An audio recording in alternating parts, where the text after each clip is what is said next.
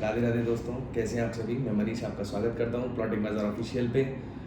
जैसा कि हमने पिछले वीडियो में बात की थी कि हम लोग रियल एस्टेट मार्केट से जुड़ी हुई नई खबरों के बारे में अपडेट देते रहेंगे और जो नए प्रोजेक्ट्स लॉन्च होंगे अपने वृंदावन में, मथुरा में या और भी आसपास के अपने एरिया में, जिसमें कि हमारे बायर्स को, हमारे दोस्तों को, साथियों को अच्छा रिटर्न मिल सके।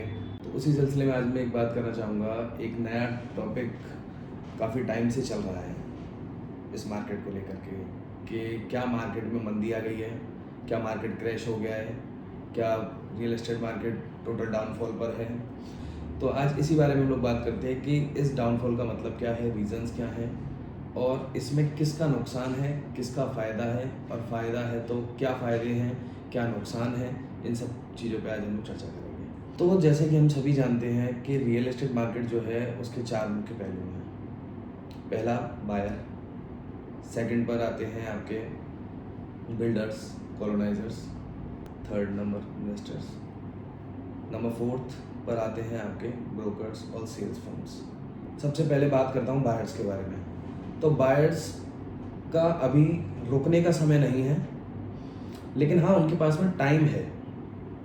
और इस पेंडेमिक टाइम का, इस मार्केट की इस स्थिति का बायर्स जो है वो सबसे अच्छा फ़ायदा ये उठा सकते हैं कि जैसे तेज़ी के दौरान उनको समय नहीं हो पा रहा था कि वो उस समय का यूटिलाइज़ कैसे करें। आज उन्होंने किसी प्रोजेक्ट की विज़िट की, नेक्स्ट डे वो विज़िट करने आते हो, प्रोजेक्ट या फिर वो प्रॉपर्टी सेल हो चुकी होती है। तो उनको बड़ा एक डाउनफॉल लगता था कि कोई चीज़ हमने पसंद की और वो हमें नहीं मिल पाई। हमारा बजट था फिर भी नहीं मिल पाई। क्यों? क्योंकि हम लोग एक फटाक से एक डिसीजन नहीं ले पाए, एक अच्छा डिसीजन ना ले पाए।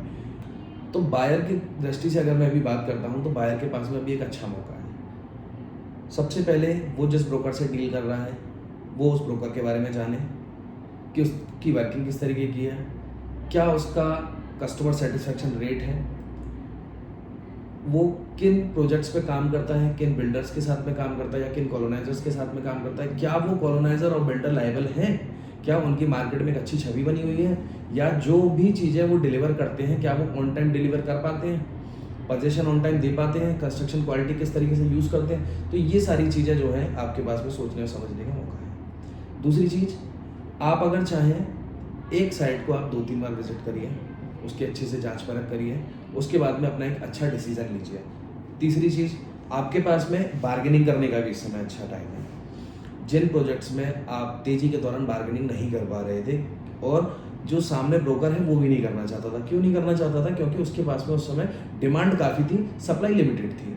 चाहिए तो ले लो, नहीं तो फिर दूसरा खड़ा हुआ है। तो इस कंडीशन में जो एक्चुअल बायर होते थे वो भी कई बार प्रॉपर्टी को परचेज नहीं कर पाते थे। लेकिन अब की सिचुएशन में अगर मैं बात करूँ तो उनके पास में भी भरपूर समय है, वो खुल करके अपना पूरा एनालाइज कर सकते हैं, प्रॉपर्टी को अच्छे से विजिट कर सकते हैं, उसकी बार्गेनिंग कर सकते हैं, करने के बाद में अपनी मनचाही प्रॉपर्टी को अच्छे से परचेज भी कर सकते हैं। तो इतनी बातें हो गई बायर्स के बारे में, जिसमें कि मुझे लगता है कि उनका किसी प्रकार से कोई लॉस नहीं है। वो जिस स्पीड से पहले अपनी प्रॉपर्टी परचेज कर रहे थे, जितने मन से पहले अपनी प्रॉपर्टी को सर्च कर रहे थे, उतने ही मन से वो अपने कंटिन्यू करते रहे। निश्चित ही आपको एक अच्छी प्रॉपर्टी एक अच्छे बजट में आपके मन मुताबिक मिल जाएगी। सेकंड नंबर पे हम बात करते हैं इन्वेस्टर्स के बारे में। कई इन्वेस्टर्स के क्वेश्चंस आते हैं या वो बातें भी होती हैं, तो यही होता है कि भैया अब तो वो वाले प्रॉपर्टी में हम लोगों ने इन्वेस्ट किया था, अब क्या होगा, मार्केट में तो ये स्थिति आ गई है, मैंने इतने में सर्च किया था, रेट ही नहीं बढ़ रही और पैसा इतना लगा दिया। कई इन्वेस्टर्स ने रजिस्ट्री उठा रखी है या कई इन्वेस्टर्स ने क्या कुछ एग्रीमेंट वगैरह करा रखा है। तो उस कंडीशन में वो बड़ी चिंता में है कि अब क्या होगा। होने का सिलसिला ऐसा है कि कुछ भी नहीं होगा। रेट आपके डाउन तो हुए नहीं हैं, जैसे कि हम लोग सभी जानते हैं कि प्रॉपर्टी में कभी भी आपको लॉस नहीं होगा। प्रॉफिट कम हो सकता है, ज़्यादा हो सकता है, लॉस नहीं होगा। लॉस का मतलब है कोई चीज़ अगर मैंने 100 रुपये की खरीदी है प्रॉपर्टी में, रियल एस्टेट में अगर कोई चीज़ मैंने 100 रुपये की खरीदी है तो उसका कभी भी रेट 99 नहीं होता है। वो बात एक अलग है कि मुझे इमरजेंसी है, मुझे पैसे की नीड है, मार्केट के अकॉर्डिंग वो चीज़ हमेशा 101 से ऊपर की होगी, उससे कम की नहीं होगी। ठीक है, तो इन्वेस्टर्स के लिए ये टाइम जो है वो अपनी जो इन्वेस्टमेंट है उसको एक तरीके से बताएं तो उसको एक तरीके एडवर्टाइज करने का टाइम है आप उसको ज़्यादा से ज़्यादा एडवर्टाइज़ करिए, जिससे कि जो ब्रोकर्स हैं या जो सेलिंग फर्म्स हैं वो आपकी इन्वेस्टमेंट की एक अच्छी वैल्यू दिला सकें।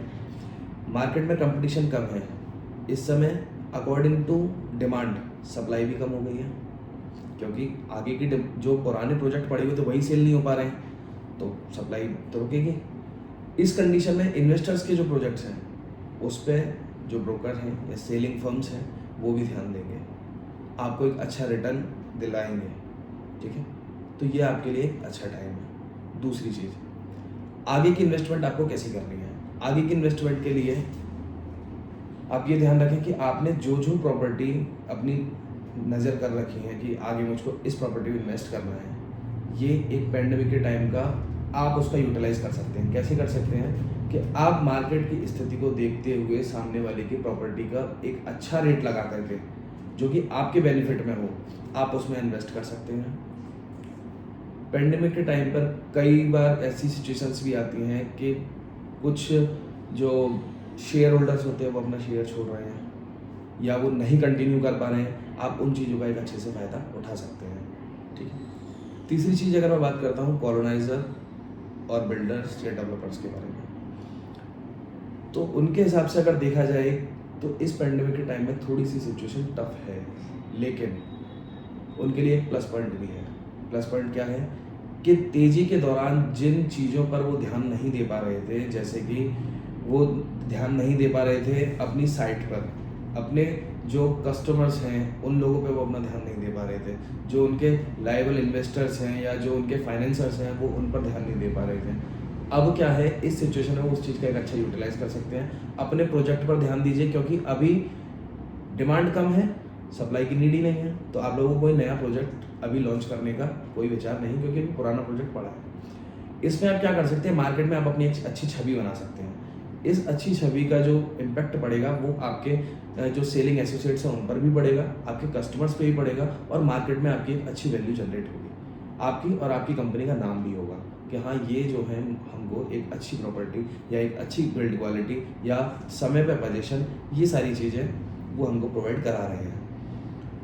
आप अपने प्रोजेक्ट में एमिनिटीज़ पर ध्यान दे सकते हैं कि आपको किस किस तरीके से आप उसको और भी ज़्यादा बेहतर कर सकते हैं। आप अपनी कंपनी और अपने फर्म के बारे में देख सकते हैं कि आप उसको किस तरीके से मार्केट में एक अच्छी तरीके से उसको एडवर्टाइज करके अपने नाम को एक अच्छे लेवल पर ले जा सकते हैं। तो ये टाइम जो है आप यहाँ पर यूटिलाइज भी कर सकते हैं।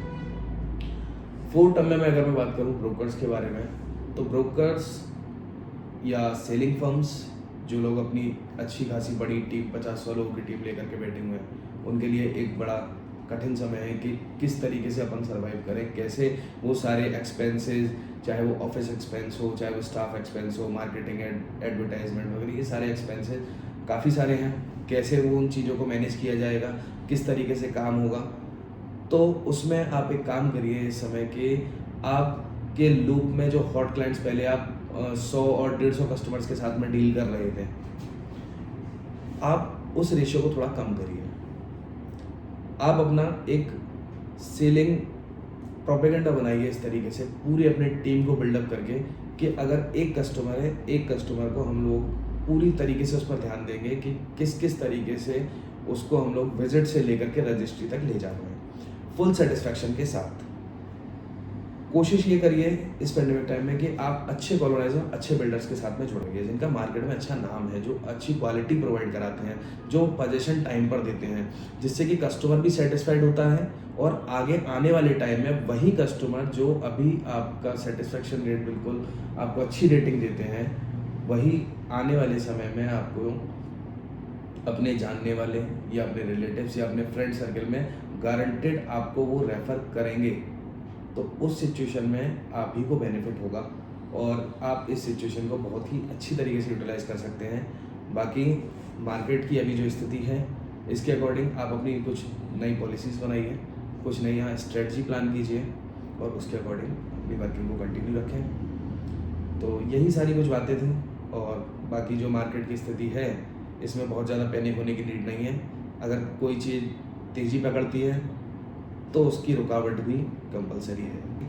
अगर आपको वीडियो अच्छी लगे तो प्लीज़ लाइक करना ना भूलें, और जिन साथियों ने, दोस्तों ने अभी तक चैनल को सब्सक्राइब ना किया हो वो प्लीज़ चैनल को सब्सक्राइब करें और इसी तरीके की वीडियो कंटेंट बनाने के लिए हमें आप जो है ऐसे ही अपना प्यार देते रहें। राधे राधे।